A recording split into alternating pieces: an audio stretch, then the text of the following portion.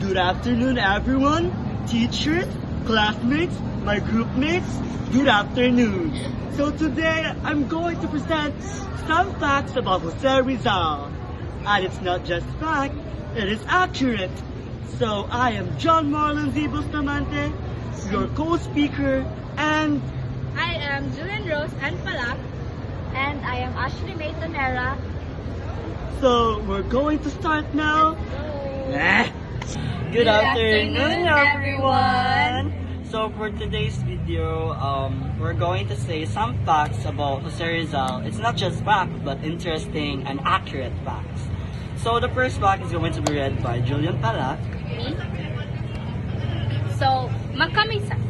Makamisa is Rizal's unfinished literary work. It is said to be his third novel. Novel. Yes. However, only one chapter with 10 pages titled Makamisa was drafted. The chapter was written in Tagalog.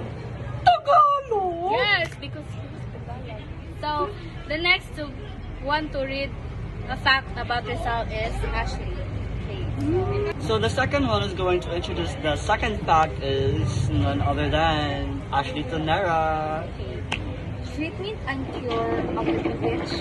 The Philippine national hero also wrote an extensive discourse about witchcraft while he was in the Pitan entitled Treatment and Cure of the Bewitched. Bewitched! Grabe ah, bro ah. So, the third one.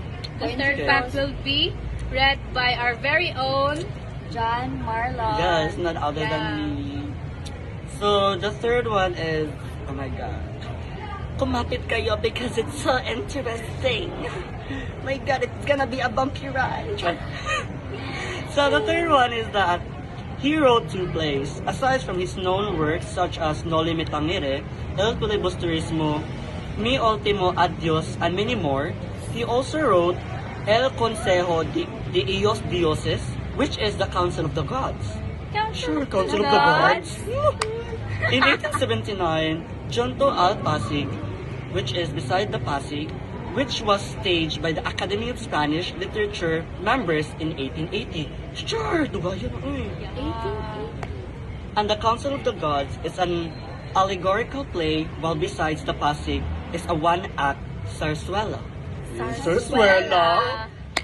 So, the fourth one is going to be read by Lady Hanlakaba, which is wala siya dire. Kaya nagsakit siya. Yeah, she's sick. So, she's going to read it going- probably later at night. Yeah, in her home. Yes. So, that's it for us three. And, girl, hope- sir, you better watch out for Lady Han because she is next. We hope you learned some facts Yeah. about Jose Rizal. Okay. So, bye. Thank you for watching. Wala pa tayo. Goodbye na to. Oo, nakabasilidihan. Kita na, goodbye na. Okay, goodbye. Bye. Ganun ako. He was a polyglot. Jose Rizal mastered 22 languages: Spanish, French, Latin, Greek, German, Portuguese, Italian, English, Dutch, Japanese, Arabic, Swedish,